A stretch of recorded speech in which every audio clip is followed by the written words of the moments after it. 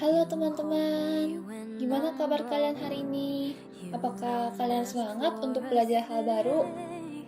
Oke, sebelum kita mulai, mari kita memperkenalkan diri dulu. Nama saya Jesslyn Ramlan.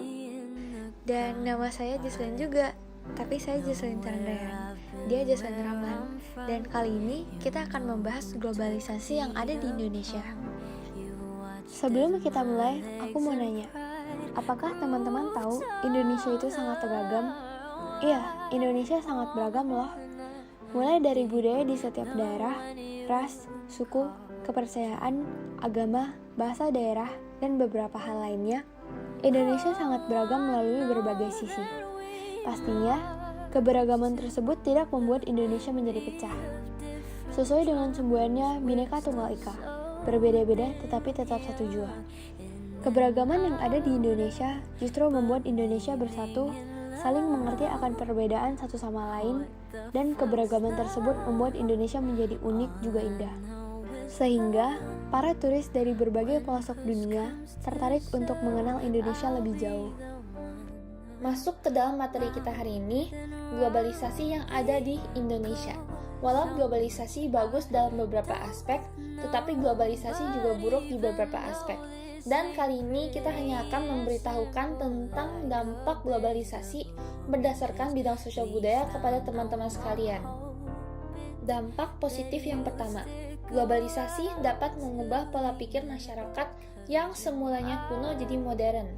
Kedua, globalisasi juga dapat membuat masyarakat mengenal keberagaman budaya di dunia atau bisa disebut sebagai multikulturalisme dunia.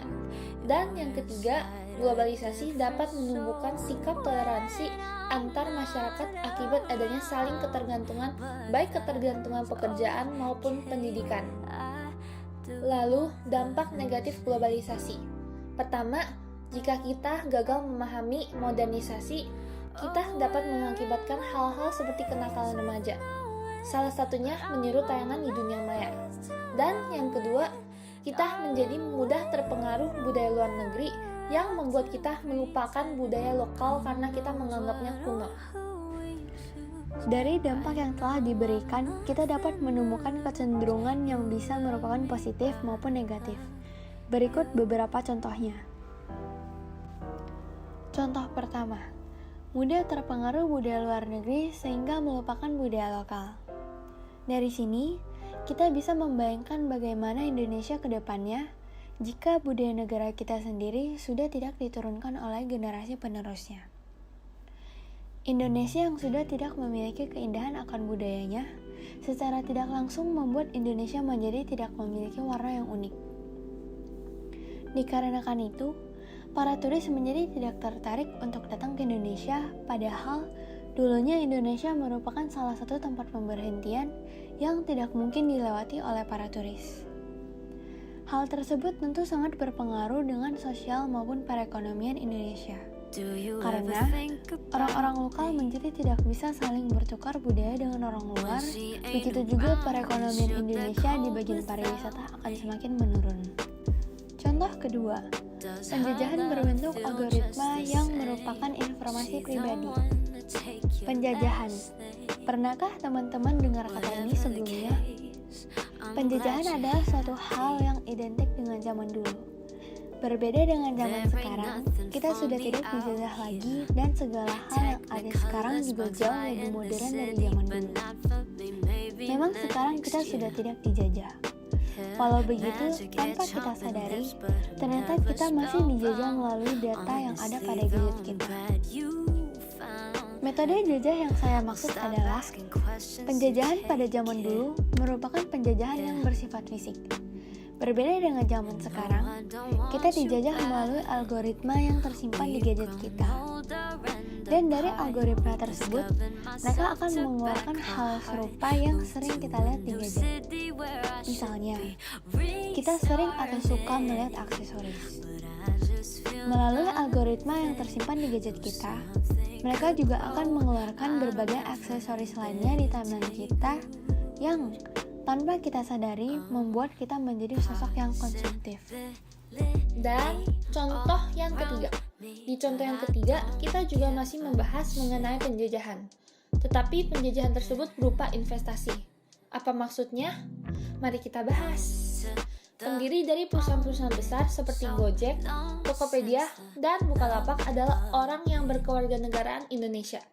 Tetapi untuk membangun sebuah perusahaan menjadi besar, kita membutuhkan dana yang dimana mereka membutuhkan investor.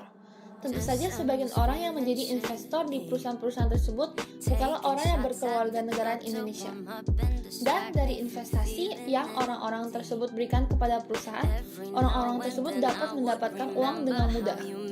Disinilah kita mengetahui bahwa kita tidak hanya dijajah melalui algoritma kita yang merupakan informasi pribadi, tetapi orang-orang tersebut juga secara tidak langsung menjajah aplikasi yang dibuat oleh anak negara kita untuk mendapatkan uang. Walau begitu, teman-teman jangan khawatir, kita ada solusi. Pertama-tama, kita sebagai warga negara harus pintar menyaring setiap budaya yang masuk ke Indonesia. Kita menyaring budaya-budaya tersebut, kemudian kita adaptasi dan menggunakannya bersama-sama. Kedua, kita harus bisa mempromosikan budaya Indonesia yang asli secara internasional, yang tanpa kita sadari juga dapat menumbuhkan rasa cinta kita terhadap budaya Indonesia.